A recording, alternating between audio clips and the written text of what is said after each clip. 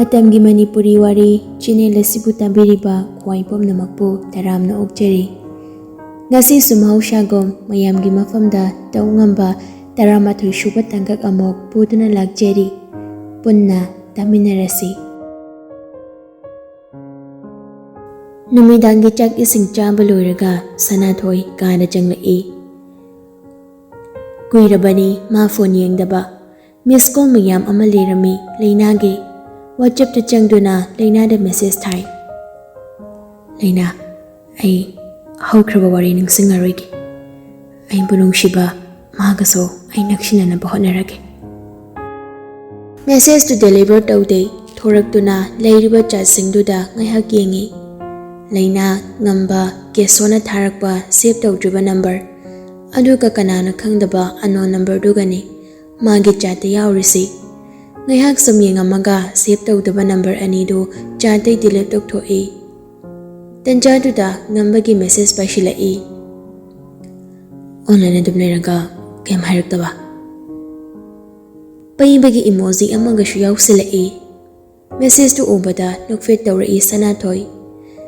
Kari hansige khalingai message amaso muklak silai. Ay ginagda laroidra. Handakti thuna reply pi. Hayang lagi breakfast puraga. Sana Nungcthoi momonog tu na yengi. Karom da haijalak pa nung laino ngamba na khonjal thok na kawado taning lai. Adubu fatay. Ngamba gi message ama shulak silai. Kainom da haige. Ayaba pigadra. Phagi tawuni haraga. Harage tu de. Nangya wabada ay saruk yagi. Yaroidra. Nungcthoi mapi ira chele jimbal dudi nukfit tawri maso reply halli. Ay kijay. Ay gom China fangadra khala. Aduna ay nanganang sinabaso pamdi. Ay wintokano. Nang nakiriba China do. Adudagi nang naibo intokpagi China do nane yam hele. Nang wagani. Haujik wariba do. Aduday hena warukpaso tamangamde. Ay haujik wadi. Ay gawa ko han bangambi amaga Mrs. Thanari. Ngarang diwari tude. Ngasi loy phakre. Wakhalda warambaso khonjelamada fankre. Aduga chanda thaktabagi awambaso mana inmi bachaktuna loina fankre. Tumage. Good night. Nungcthoi ikairaduna phone du lock fat tawsili. Aduga mon manak duda thammi. Message lakpagi vibration nga ngai. Adubuma ikaibaduna yengudre. Mamaydu ngangsina nokmi ikaibadu khangi. Handakti call oina tawsila ingambadu. Nungcthoi fuk hawgatuna fammi. Phone do matambakta thammi. Aduga makhut oigi khujinduna mayana kakkak chiktuna yengi. Sum yengningai call du su miss call takri. Amuksu tawrai handakti paikhatli. Sana Miholdo kalap chung na khujindu so adum chikli khumari khumdre. Sana sauraba aina phone hanjin dawrpage. Wa manga roidra. Adumai dawno ai thamage ko. Thama. Ngambana tapna asingbagi tumhadoira. Bhare tumodudi. Hayang ayu amo unarasi. Good night. Phone du fatka Nungcthoi. Phone du famungda thammi aduga makut yetuna thabak mapada thamaga. Kaino aigi mahalsena asukam kana chongnasiba. Nupanina yam tawngami. Direct hekta haiba. Mina somni ikairi say amta khangbideba. Tawngam haisini. Nungthelgi matamne ngambadu masa khara fare jamba thakpa Nungcthoina loina senanduna ningthina jari. Nungcthoi di ikaidana wa ingangang ngambadi Nungcthoina ikaiduna tawribado nungshibana ngawrabani nokmi adum yengi. Waso adum ngangi Nungcthoina hoindagi amata hende. Anido balcony da fammi ngambana swingda aduga Nungcthoina jeramada. Nungcthoi semdo thangma cha mapai duna kokli. Ngamba Nungcthoi di yengi mamit kupta. tapna kauri Sanathoi da onsinduna. Sanathoi shem du kokna Nungthaduna. I say Nange Wamada Saruga Gaibado Yararodra. Sanathoi kumde same do the Makokli. Mamai dushunon collecte. Ngamba so wangang selecte tumin pau kum ngairi Sanathoi de yingduna. Minute ama mukleiraka Sanathoi mamay nun katabi tap na hairi. Ay handag papaya mistoy. Ngamba Sanathoi da nungay na yenga Sanathoi so mamay dunun katuna ngamba da yingduna wadu makamag tarai. Ay na sida layri sige achong mamaram amahayura. Ngamba hayo bagi maongda mangagtunomi. Ako'y papana aingonda ichathoibi na gawi. Sida papana so ay bu ichathoibi gawado. Ay kem nung sikangbra. Yam nungshi. Yamna nungshi. Tanja do da James do prem galoy na balcony adom do dalae. Nupigi se bapambagi taoy na narini masino pa si. Kadar tawri ni machan. Masine, kisu tawdo bani. Kempi jaro na isine. Ngang do na janga aga thari ba chair do da fami. Sanathoi so nukmi prem da ying do na. Tha prem phamo. Prem so changsin do na phami. Da James, ay juice purake. Thak sa puro. Sanathoi komkre ngamba prem da ying le do na. Prem, yam thazada na. Ako'y bet mamasina parayra. Dati da, sumlag ba ni? Iyan ba so ngamdi hai ba da? Ako'y na jatsa hai ba so jatri. Sana so college to matam karlip kaya na jatri. Nang na jat pa yaro na tingyo alam din ha? Nanagda dum tangning da na nagun kang ibo. James kiwa do da prem do kitang noi. Hoy, nang nakang kibasina. Ay nalona tawjo ba say nang nekta kang ngayon misay kamay tabo na kang dimi. Ahom do pulap no Sanathoi so train the juice plus ahom hap do na pura aduga ahom do da amamampi. Masot jera madafam tay aduga tap na hayri Ngahano mo college da kakakisola ame. Aduga ingonda titi pirami. Ahom do makuna paramba classing do tablet pop thammi. Aduga ngakna Sanathoi da luina yingla Kay haray no, chiti do da. Ngahan kay haydrin na karige. Sanathoi kesyo na hayrak pa. Ato pa unupado na piramba. Phone da message tharak pa amata chithada na dami. Prem na. Nang di kay kinumber do ka ino. Anong tamo yadra? Pulis da pira sa pinya. Ngahan chachahay ba do ngasiw na jalurasi. Prem, nang tabag lahaw bra. Ay higit dalayti da yamba. Sanana, kahit na jet pa na siba. Nasado kaya agad nang ba? James na ngamba da onsin na hayrak pa ni. Yani, noy gihanagi yung doon sana. Sanathoi da onsin na hayrak pa ni. Sanathoi ngamba da yung doon na ngaklap na. Ato dati kahit hubot siya ba? Sum, kamay daw rin o iingas ito ba ni? Asyalake. Yamda dum lera muda. Sanathoi ngamba na dum na hayrak pa da prem da onsin do na. Da prem, ay shulake. Layhaw hay do na ngamba na prem da panakan na hay ba ni. Ando bu Sanathoi ki chakri na hena kan kre. Mana ngam do na maso ina do na lae. Makoy maripon na gari do James na tawi prem na mamang da tongi. Ando ga ani do na maningda. Malom yore, layrak macha mada thokjela nagyet do lobuk oy, jaw na sade yum do piktak sabade. Mathol amagi building ni yum do jek na panawang na kajele. Inkol so haifit yeng bada karo adum jawram gani haiba kange. Get mapado da kami gari do. Mari do kumtharak do na get lom da changsela adubo get do so ajowa amana lon do na lirame. Sanathoi ko ini yenge magi matam amagi konungdo mitmang do da urae. Ichathoi bia angang macha dong na chin ngano minang bo papa ta na bangam de ne he Ichathoi bi Toungamba samang do da macha nupi butanari Sanathoi noktuna cheli makhuttuso che ama pairi. Skirt tune t-shirt tu mane jumble su tongde chena maning onthoptuna haire. Adudi aige su bungo ama piyo. Adu oiradi pige. Natradi aidi piba ngamoi haisini. Nang nanaw laaga mamaga aiga na nungsidradi kamay tawne. Noyne nungsidraso aidi bungo ama leherdi yare. Migidi loy lay aigidi layte. Aduna bungo ama piramagane mamaga nangane honeymoon chachakra haisini. Masiko yengu ko mase. Khara kalapchen khalaktuna machambu makhwangdu konduna phai. Aduga jedu launaba tawre. Priyanu sangomdo glass ani puduna thorai. Mapa machagi matawduda nokmi tawduna. Auraba nakhoi na panachagi tanabisana bado. Ngasina ichagi kari dimano. Sanathoi mapada jedu piramlaga mamagi nagda changlaktuna mamagi makut painduna kesinaduna hairei. Mama, aigu shubungo ama piyo haraga papa na yadriba. Mama, nang piyo.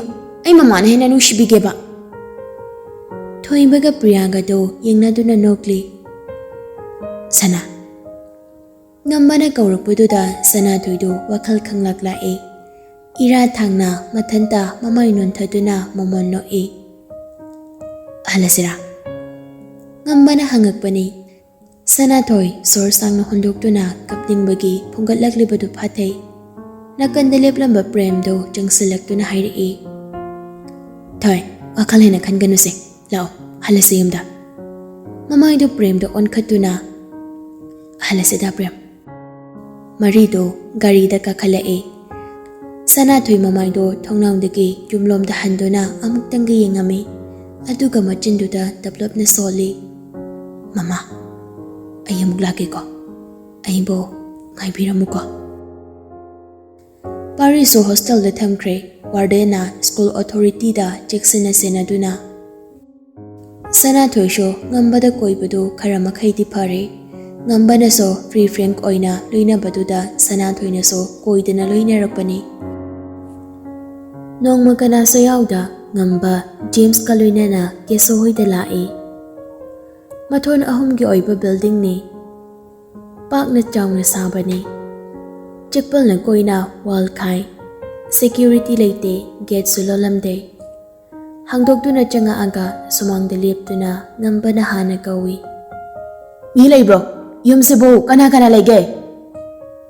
Kana amata khumlakte aduk chawbo yumdo mi ama phaw ode pumchik chi. Kanam lite jalo. James na hangakpani. Ngamba sumangak to koy leiduna yengaga. Mi de layramgani. Get hangamidudi. James na amuk onsinduna khara kalap tawba khonjel duda kawrei.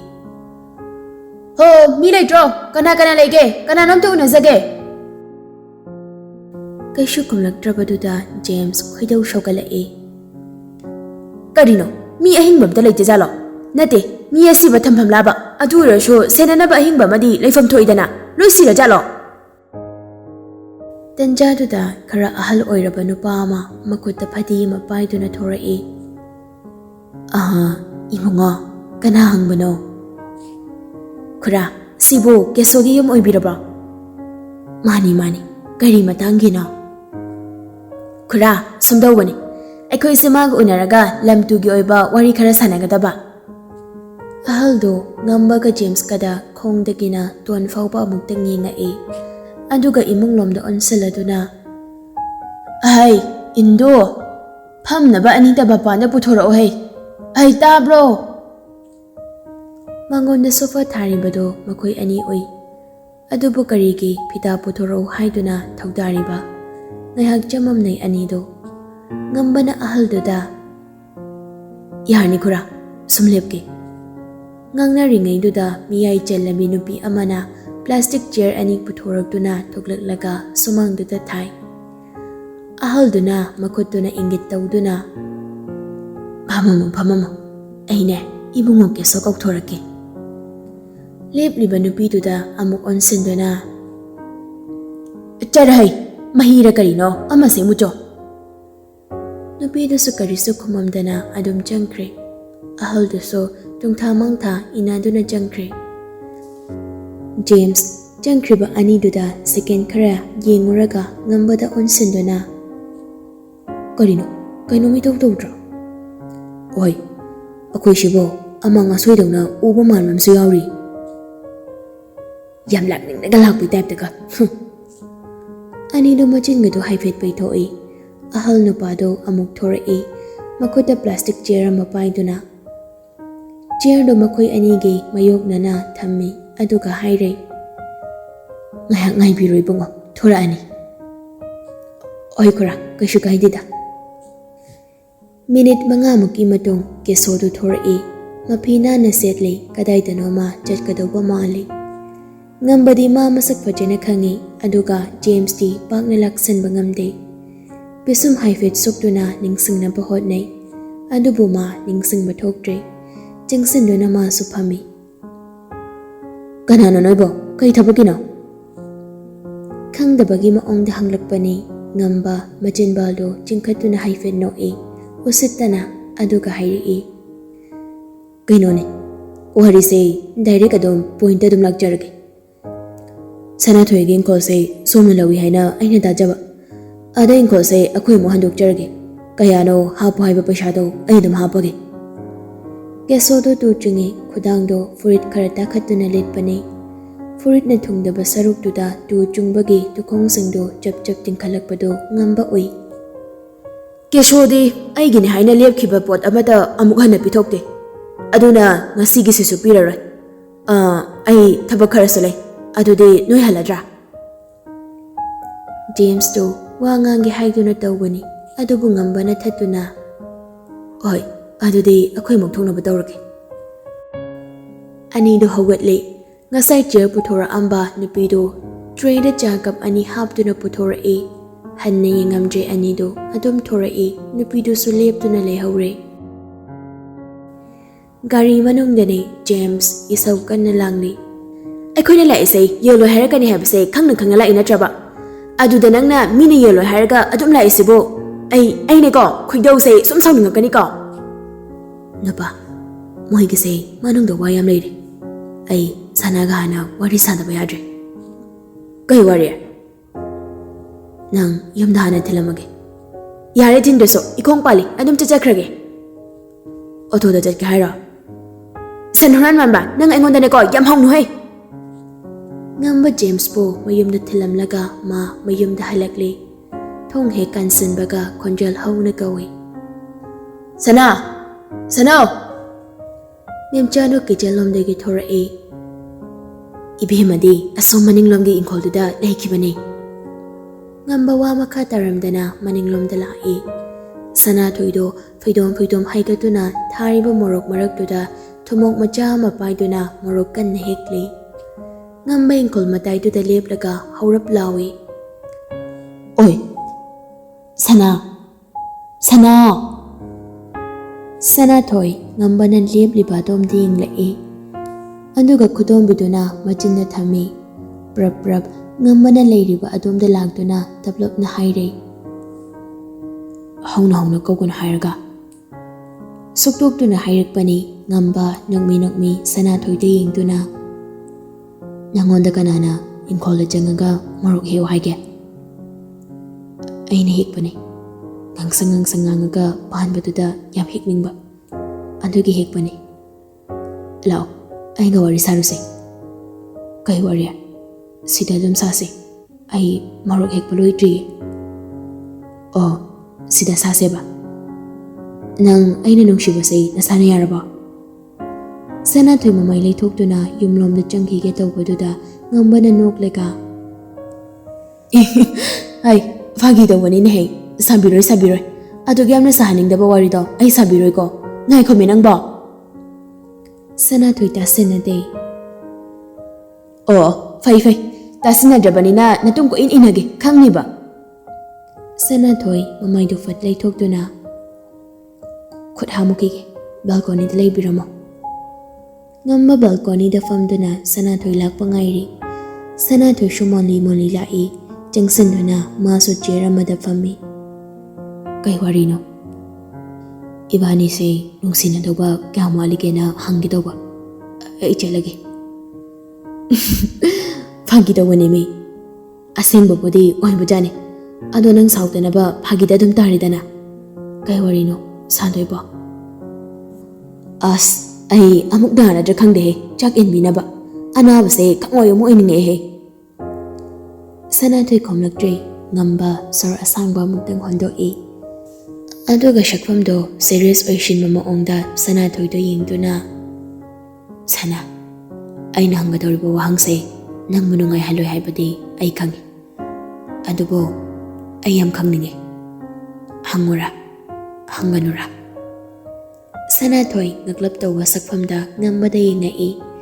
Aduga tapna hango. Ai noi family gi maramda kharandi khangle. Prem na damdana. Ado noi property gi matang se ai khangninge. Property gi maramde ai yam te khangdi. Ai khoina leiri ba yum do na taba ai ne khang bhai bo. Baba se engineer oi. Aduga mama na ojani private school gi. Ai property gi maramdadi nongmuda so hangude. Papa hoya show aingonda haidi. Adudi noi papa operation dawada yole habadudi kanana sign dawe documenta. Aidi dawdi adugidi indom chana so aingonda kaiso haidi. Papa operation dawada paisa yam changi. Aduna yumse yanthokrase. Aduga moida leirase na haibane. Ti changdi amda puthoraktaba. Puthorakte. Mama so papa so orphan. Aduga indom cha haisina. Aikhoy yumda thabak tawani. My family day. Machanu pa amalay. 12 loiraga outside ta dum laikre. Amuk ta phau lagtre. Noi da thabak tawna dukan sai adum phama abra. Phamuk tida. Aikhoy la aba matung da phambane. Ngamba mangak tunomi aduga mo hangla e. Gesodi nangonda kai kai ga hai. Yam hai. Magi nang ta leiradi nungai ne thambini. Maga lohong basi harau harau yaradi aina hairi kayani yena. Aduga atay so. Mahadi adu wasingdo kai da hairi ba. Bungo ka ikatang yom da laiba kanda aikhoy dik te lai. Aduga imung da hekta change. Aina thabuk tawduda mana koi tan tanaraga haibane. Noigi be no pidudi kem haidabra. Dada lairik tampai paisa do mana dukan phambagi paisa loida kaka kishona pirini. Aduna kaka ngamba sana thoine nganglingai marak thatuna khanglaw lore. Kaka karigi kaka no yam kawnung bra kawdo ba ingodana nungfawu kawde. Sana thoi khang prek khange ngamba da ngak ne yengi ngamba saurang nana makadaro. Sana thoi tathak ngamba da yengduna latli. Adugi mana haibado yawana haiba. Yare, si wari se soida loshilasi. Atopa mo khanarasi. Kai matang. Mingi matang. Ai di nangonda mayamna nangonda kaunadaba mingama thonbiredana. Aduna ai soma tholo. Sana thoi maya karaka yengi ngambada. Ngamba karidano khoidawdo pungsauda saungningi. Wangang nido saurang na nangang bani. Kaino, Ningthouja hai bani. Engona mo ni engona hai banate. Kaino, ay changage. Oh, kesodana kaka kauba. Aduga ngondana amfaw kaubi yadaba. Changki bagaro. Ay minga mathola ma isine. Jana na hikta taw khala iningai do. Sana thoi wa haifam khangji. Mamai do na kia to hut lay do na khangi. Ngambaso hai balepte. Tholamuko ai mingama. Aduso mina kongna daba. Dada kaka damcha damo. Yambung adu mayam do amtana daba. Asimayam se dei ex na loi kaukrabane. Aduna asimayam se na daba amatholamuko. Sana thoi kem hairakte mamai do nakan amada lei thokduna mamitu amada mukieng tawduna lei. Sana nang aigi ming amfaw thonbiraroidra. Sana nang aigi ming amfaw thonbiraroidra. Kaide mingi wari no ngasisiba. Tapna sonmini sana thoina. Ngambagi koktigi thorpa mingi wari yarba. Isaw yam langi. Oh, Sumai haibase isau langade nungsin hairage. Sana nang naingonda kawbado taningeba. Adunane ama only one mingam to thonbioba. Natradi aigi thamoise kairaniba. Ai horen imadara inidaram tahangki.